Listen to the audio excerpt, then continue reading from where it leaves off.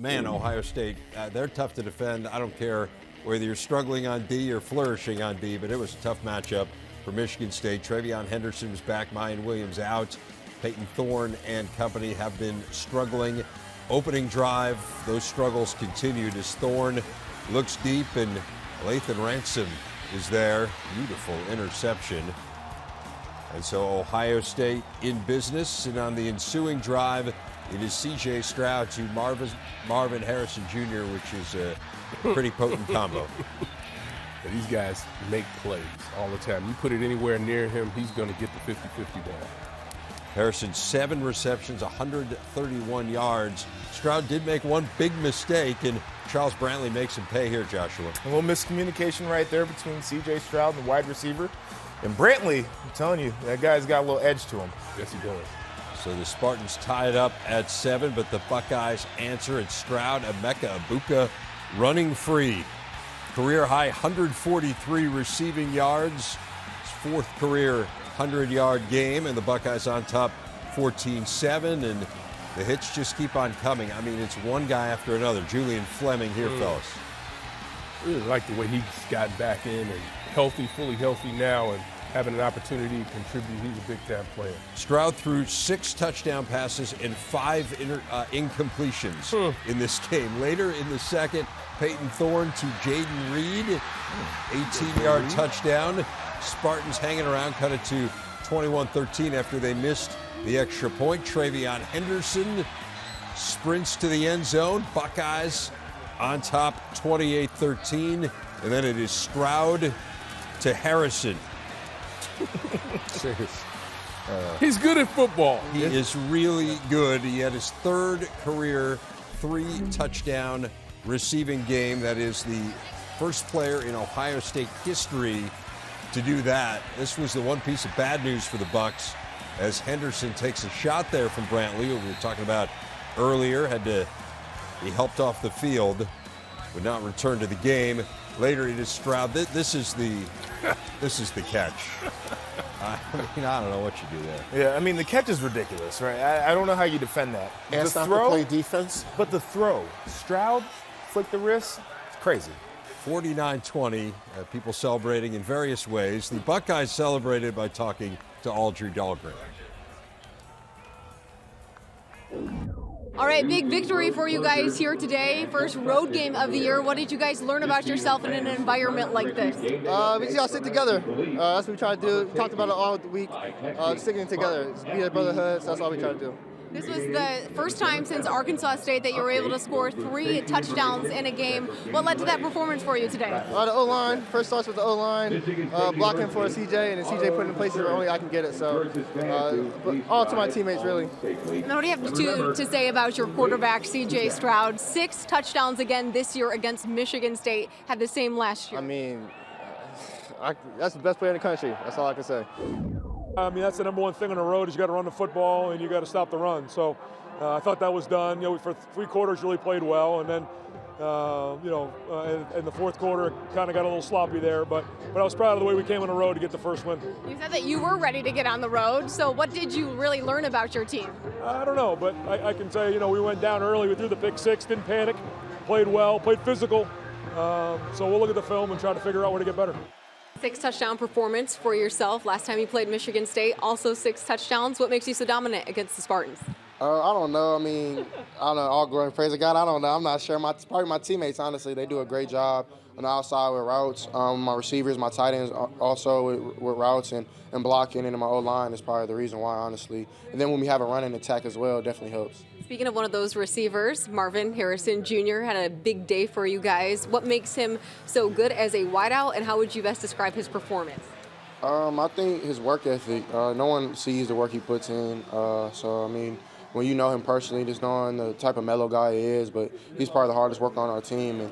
And it definitely is amazing to see it pay off for him, and I'm super excited for him. But I'm actually excited to get everybody back because we're still not at full strength. So get Jackson and Mayan back and probably have some more fun.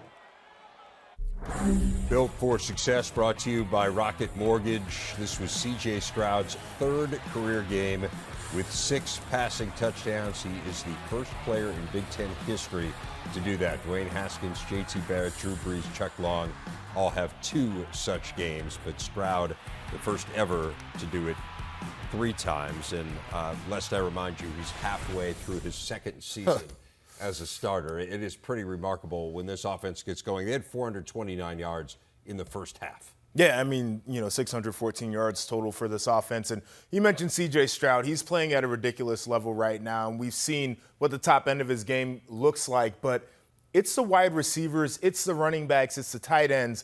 Supporting cast for me. I mean, they're just rolling bodies out there at wide receiver. Jackson Smith-Njigba hasn't played in a long time for this team. Mayan Williams went for 190 yards last week. He's out. So what do? Travion Henderson's back in there, goes for over 100 yards. Then he gets busted up. Dallin Hayden, the freshman, goes in. He goes for 70 yards. There are so many weapons on this offense, and it makes it very difficult for defenses to choose how they're going to defend, what they're going to try to take away, and what they're going to give up. A lot of weapons and a lot of expectations. I mean, this team was 11-2 last year, and according to Ryan Day, it wasn't a successful season. So Jim Knowles comes in as defensive coordinator. Justin Fry takes over the offensive line. Those 2 groups have really improved. We still haven't seen him against Penn State. We still haven't seen him against Michigan, and that's going to be a while yet. And we really won't know how good they are until they play those 2 teams. Now, they're going to play other teams on the schedule that'll give them a hard time. But talent-wise, it's going to be when they play Penn State, when they play Michigan. Marvin Harrison Jr. at 6'4", 210, 205, 210, you can't guard him. He right now is playing so well and is in such a rhythm as a player that he's just tough to defend for secondary players. You talk about corners. There's not a corner in this conference that's 6'4".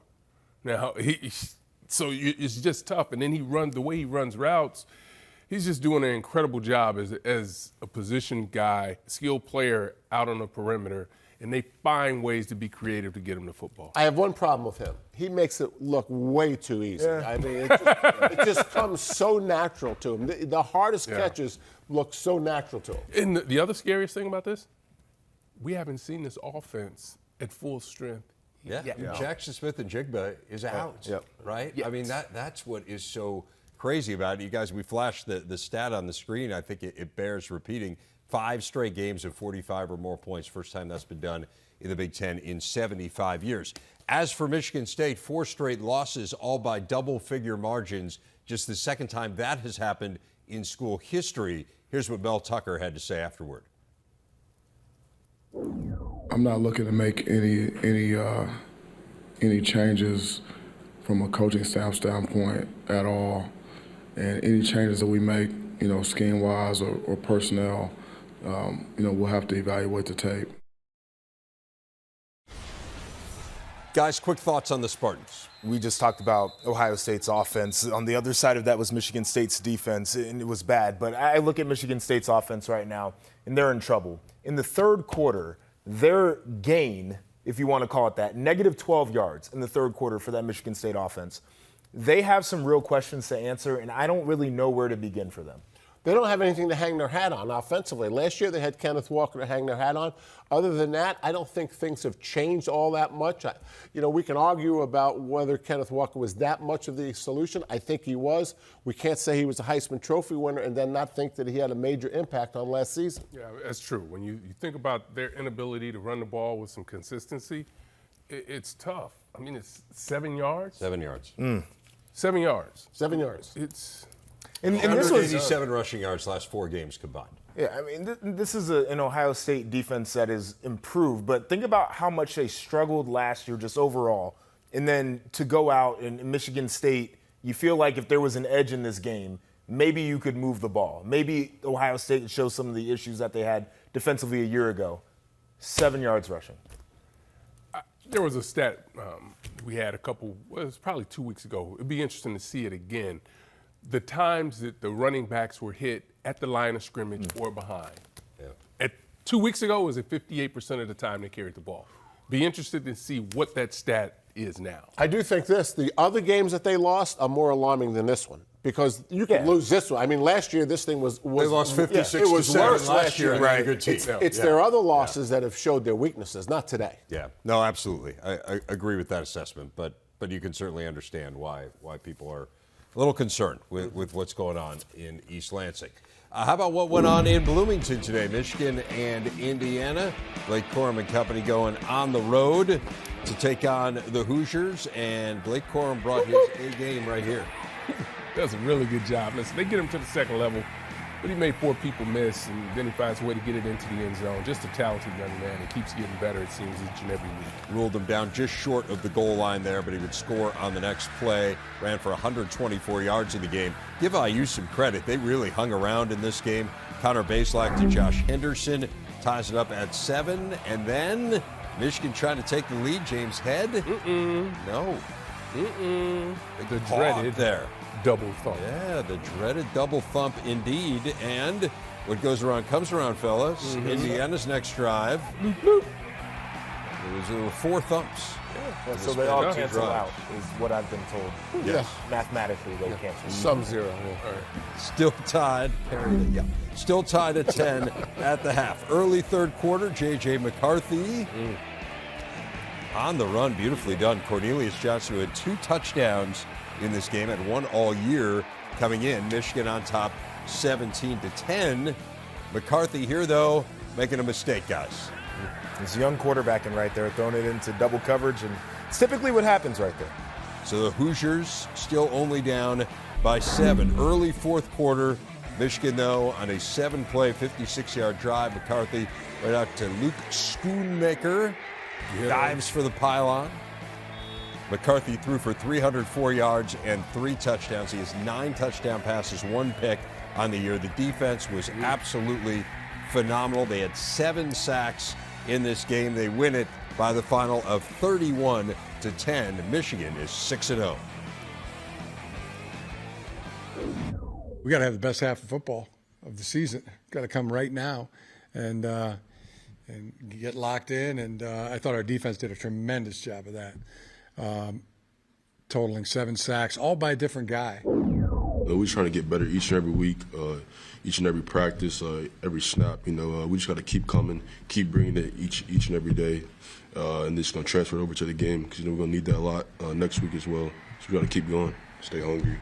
What changed in the second half? Because there was much talk about this being a trap game. You guys overcame it. For sure. I mean, we were just waiting for it to click. I mean, we thought we had everything. We were moving the ball down the field really well. Our defense showed up crazy in the second half, so that always helps. But yeah, we just got into a rhythm in the second half, and that's all we needed. I know you know who is next. Penn State coming to town. It's going to be an incredible atmosphere. What would you like to see between now and then from your offense to make sure you're ready for the challenge? For sure. I mean, it's just all being on the same page from the first snap to the last snap. Just being able to click like we did in the second half and from the first snap. And I mean, they're a great team, a lot of respect to Penn State, and can't wait for them to come to the big house. See you in Ann Arbor. Thanks, JJ. See you in Ann Arbor. It was a scary moment in that game. Michigan running backs coach Mike Hart in the hospital in stable condition. He suffered what was called a medical emergency on the sideline during the Wolverines game against Indiana. The Fox broadcast reported he suffered a seizure, though Michigan has not confirmed that. Hart being kept overnight in Bloomington for observation. It's definitely one of those events in life that you sit back and you're just in shock, like, oh my God, that just happened, and especially on the football field, and especially with Coach Hart. I mean, that's somebody who was waiting for this game, had this marked on his schedule, and just like all prayers go up to him. I mean, he's one heck of a coach. I have so much respect for him, and I'm just happy to hear that he's okay, but it definitely caught us off guard for sure. The love I have for Coach Hart, is way bigger than football. But I knew he would want the RBs to go out there and handle business. He prepared us really well throughout the week. I think we did a great job and did what we had to do. So to answer your question, yeah, it was a little difficult at first, for sure. But we stuck together and we knew what he would want us to do. Needless to say, we echo the sentiment of the Michigan players, and our thoughts go out to Mike Hart as well, a guy who we all know and have certainly enjoyed being around through the years, and hope that he will make a full recovery.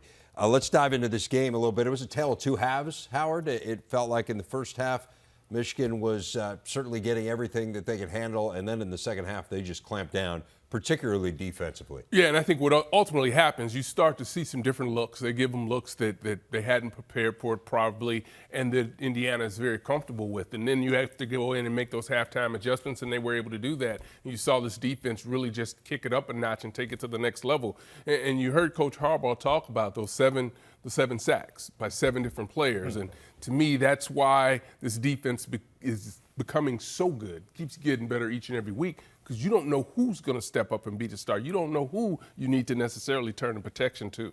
Yeah, this is the world of a highly ranked team, right? Indiana plays them lights out the first half and give Indiana a lot of credit. And then Michigan goes in at halftime. They make some adjustments. But more than making adjustments, they just said, okay, this isn't going to come easy. They shut them out the second half. And that's kind of how these type of games go. I will say this about J.J. McCarthy. We just watched the highlight tape, that one run where he's running and he throws it to his right. I mean, that's an unbelievable skill he has. He can run. The growth has to come in the pocket, especially when he's under pressure. The interception in the end zone was because he threw into double coverage. The ball got tipped. He should have thrown it away or moved out of the pocket and then tried to throw. But when he's under pressure, Joshua, in the pocket, he's at his worst, typical of a young quarterback. Yeah, and I think throwing the first one is probably good for him just to get it out of the way, and you learn from the mistake. You get to dissect the tape, and then maybe pull the governor off a little bit more as he's processing his reads in the pocket. I want to go back to this Michigan defense because in the first half of the game, I thought they were getting taken advantage a little bit by this Indiana offense and the tempo. You could see Indiana hitting some plays. Michigan was playing a simple defense. Some of their guys were getting tired. Had a discussion at halftime, and then you saw a different thing happening on the field where they were getting pressure. And one thing that tempo offenses hate is being in a second and long situation, being in a bad third down situation. You can't run the tempo anymore. Michigan made that decision for them, and I think that was a big deal. So moving forward, we need to see continued growth, but I love the direction of where this unit's going. Well, the direction was pretty positive in that second half. They gave up 29 total yards in the second half. Michigan's defense did, outscored Indiana 21-0 after the break. Iowa and Illinois. Fellas, did you know the October full moon is known as the Hunter's Moon? Did not know that. Thank you. Fun fact. Kirk knew that. Leading the Hawkeyes out to take on the Illini, who emerged through the smoke. Picking up late in the first quarter, tied at 3. Tommy DeVito on the scramble and gets rolled up on. Unfortunately, DeVito has been so good for the Fighting Illini, and you see the frustration there, and oof, that looks painful. Art Sitkowski would come in to replace him. So now second quarter, Illini up 6-3. Sitkowski out to Isaiah Williams, and Riley Moss, the big hit. Seth Benson recovers deep in Illinois territory, but the Hawkeyes were held to a field goal. Illinois' defense phenomenal there. Late third quarter, still 6-6. Spencer Petras on the scramble gets hit by Sidney Brown. The hit would be reviewed for targeting, would not be penalized for targeting, would be penalized as a late hit, and then both teams assessed offsetting personal fouls. Brown and Petras both staying in the game. Fourth quarter, Illinois on the move. Art Sitkowski. Don't do that. Get it. Quinn Schulte with the interception, and so we are still even at 6. Now Sitkowski on the run. Coughs it up. Riley Moss scoops, and there he goes. On his way to the end zone. He gone. Hawkeyes on top, right? Nope. Wrong. Sitkowski was down. Look at that. The forearm is down. The ball still in his hand. And so the Illini maintain possession. And Fabrizio Pinton, the backup kicker, hits his third field goal of the game. And Illinois goes on top 9-6. Next Iowa possession. Petras, Matthew Bailey, the interception. Seth Coleman came up with the pressure. And Illinois comes up with the touchdownless win. 9-6 the final. Here's Elise Menaker with Brett Bielema. know there are a lot of emotions, a lot of things going through your mind right now. Take me through that roller coaster at the end of the game where you think there's nearly a fumble return for a touchdown, you get the interception, all of it. Oh, we had it all the way. No, I just can't say enough about Art. Obviously, coming in when Tommy went down, before the game even started, we had our kicker go down. Had another play. We had, I think, 4 starters go down today, and this team's extremely resilient. Kind of played an Iowa-type game and came out on top. Your defense, huge plays throughout this entire game. What can you say about that? Last night in the team meeting, I showed them the scores in the third quarter of 3 games Iowa's in this year. I just said, just keep holding the rope. They're going to try to keep this thing 3-3 at the middle of the third quarter. That's what they want. Our guys stayed true to the plan. Just an unbelievable opportunity for us to get better, and they did it. Before the game, I asked you about Chase Brown. You specifically brought up Tommy DeVito. So with an offense that didn't have him and Art steps in, what can you say about Art Sikowski? Well, Art, just since he's been here, has been a guy every day shows up for work. I think a lot of times your backup quarterback, they always think, hey, I may not see the field this year, and he's prepared every day, and today's a classic example. When he was going in, he goes, Coach, we've been here, done that. I said, absolutely. Coach, you have said wins like this need to be the expectation, not the exception. What does this win say about this team? You know, I think we're getting better every day. We got to 5 wins. This is the 6th opportunity this year.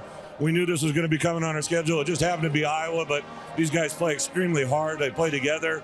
I think that the resiliency they have, but now we get a Minnesota team coming in here, another opportunity to get better. On to the next. Thanks, Coach. Thank you, ILL. Well, it's a fair question. I mean, 9-6 game. You can probably say both offenses were a little bit lacking, but that's disappointing. I'm not sure we took a step forward tonight. I felt like we did last week with the offense. Tonight, not the case. And, credit to Illinois. They're part of that. But then, we're going to play other good defenses, too, along the way. Well, this defense is something else for the Illini. They've given up 15 points in 4 home games. They have yet to allow a touchdown at home in 4 games this year. Howard, this is the first time that they have beaten Wisconsin and Iowa in the same season since 1989, a season near and dear to your heart since you were running around in the orange and blue that year. I mean, it really puts in perspective what they are accomplishing. It really is. It seems each and every week there's something new. There's a new number that they're attacking, that they're knocking down, whether it's a rushing record with Chase Brown, whether it's the record that you just mentioned. But really, to me, when you look at this team, the way they're playing defensively, it's outstanding. You got to give a lot of credit to Coach Walters and the rest of the defensive staff, because this is a front 7 that really creates so much havoc in the backfield that it makes it easy for the guys on the back end to cover. Yeah, no doubt the defense was the star for Illinois. But how about the program? I mean, 5-1 in the second year of a rebuild. Brett said something interesting in the press conference that we heard earlier in the day after the game. Someone asked a question that made him say, well, you're getting the best version of myself, meaning that he has been through the wars, he's been fired, he's learned a lot, he's been in the NFL, and I don't think there's any question this team is as well coached as any coach in the country. The other thing that I find interesting is the crowd there today. Brett has been talking about the crowds. He never goes to a press conference when he doesn't mention the fans. Not every coach does that, and I would suggest to you that maybe when Brett was a younger coach, that wasn't important to him. But he sees the importance of the big picture right now, and there's no doubt this is the best version of Brett Bielema. Well, I mean, he's fair to encourage people to be involved in what's going on because this is special. And one of the things that really stood out about this game specifically, your starting quarterback in DeVito goes out. Huge part of that offense, obviously. Art Sikowski comes in. He struggles a little bit. So what happens? Brown runs for almost 150 yards, and this defense plays the way that they always play.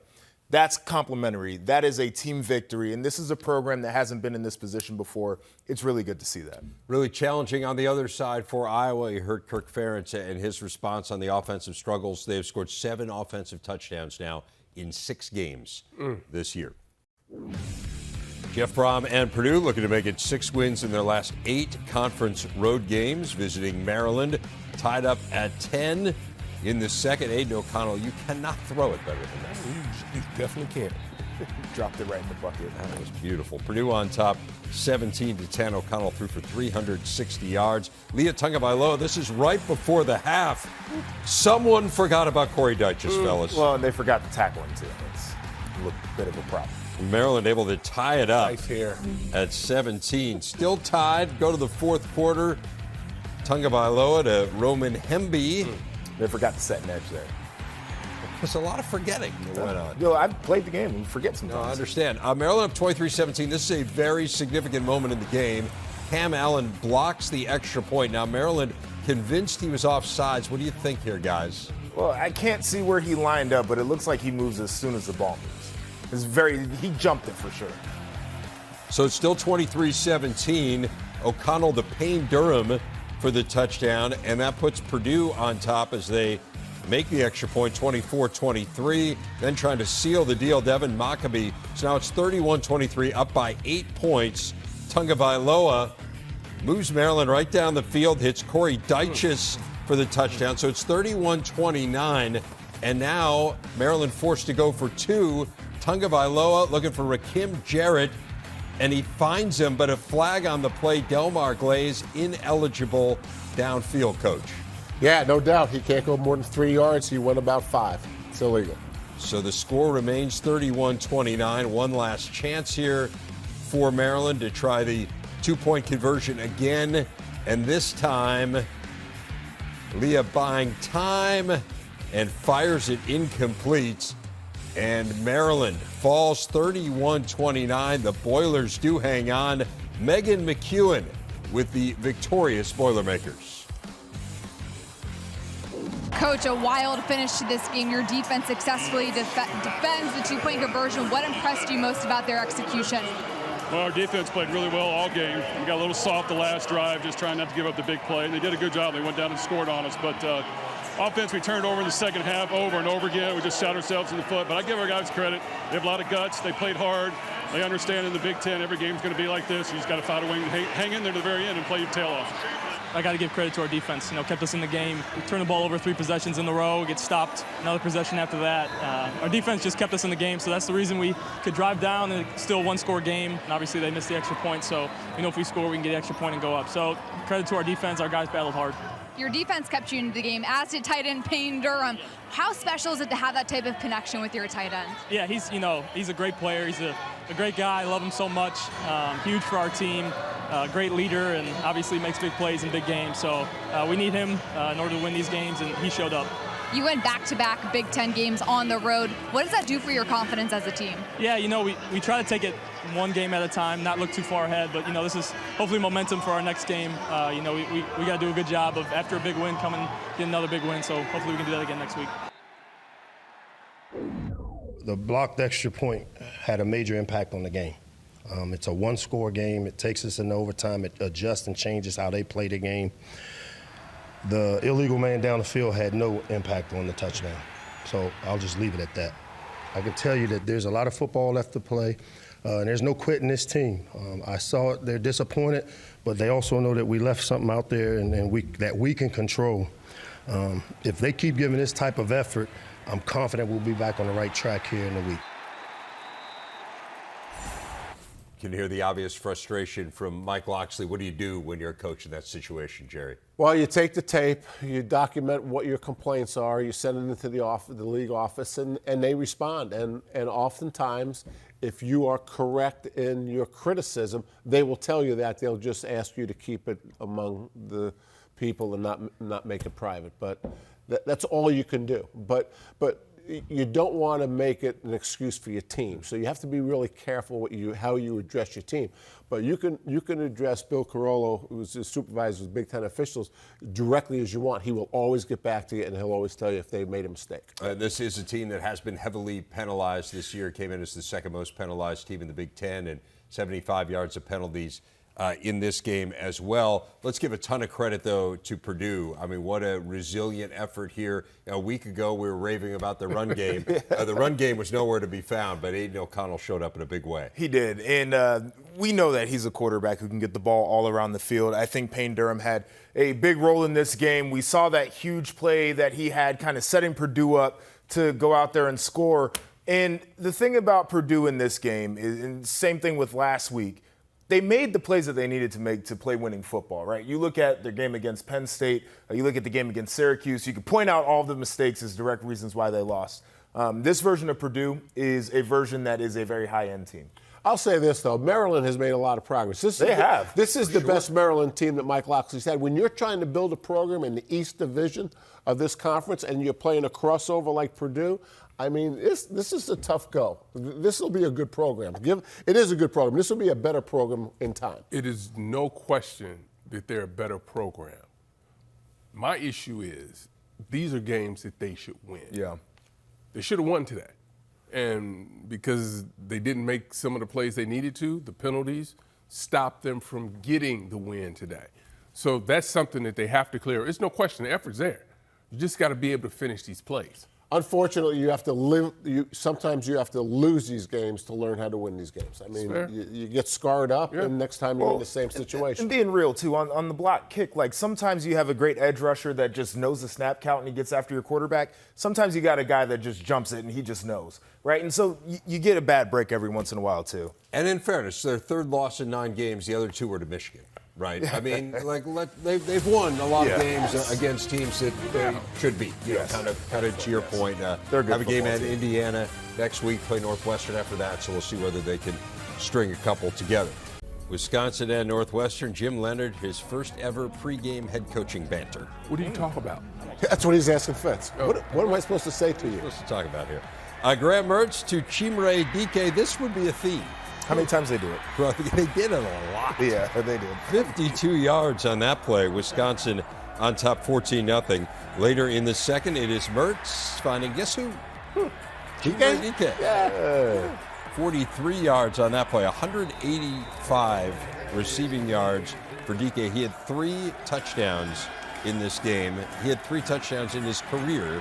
Coming in, Mertz buying the time, and there is Dike. It's called a career day. Which is a career day. It literally equals his entire career. Late second quarter, why not get Braylon Allen in on the passing touchdown? No. Yes. Oh, yeah. 6 passing touchdowns for the Badgers in this game.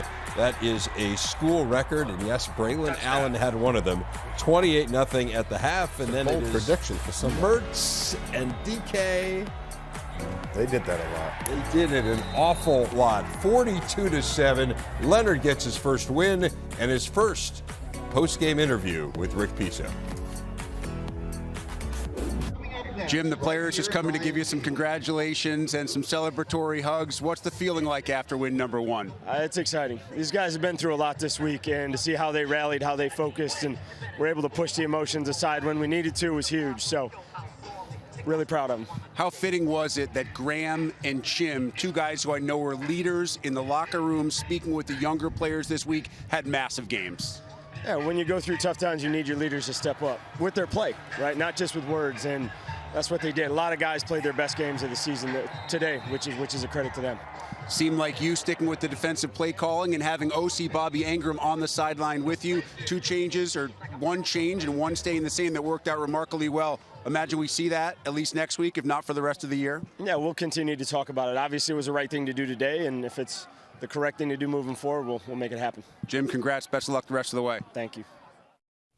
Our game leaders presented by Auto Owners Insurance. You see the 5 touchdown passes for Mertz. That is the most ever by a Wisconsin player in a road game. He had thrown 8 touchdown passes in the first 5 games. He gets 5 here against the Wildcats, who really had 0 answers defensively or, frankly, offensively in this game. But what stood out about Jim Leonard's debut? Yeah, I think there's 3 things in play here. The players were emotional. They've been through a lot, as Jim Leonard said. And Jim Leonard should take credit for having his team emotional. The second thing is Rick Piso's conversation with Jim Leonard, that Jim called the defensive signals and he brought Bobby Ingram, offensive coordinator, down, probably to help the game management thing, although there was no managing to be done. And the third thing, they played a really bad Northwestern team. Well, I think one of the things that really has to be encouraging is the fact that Ingram came down and that Graham Mertz played so well as he played today. So maybe that's something that they should keep at. I think Northwestern, back to basics, right? Just from an X's and O's standpoint, they don't do the little things right. But, Jerry, you brought something up earlier that I totally agree with. No energy, no fire, no desire on the football field. They got to get that part of it figured out. You play a lot harder, and some of these results will start to turn over. Yeah, it's really stunning, right? Because you always expect the Pat Fitzgerald team to kind of be fired up and ready to go. But They are not. 6 straight home losses now. That ties for the longest streak of the Pat Fitzgerald era.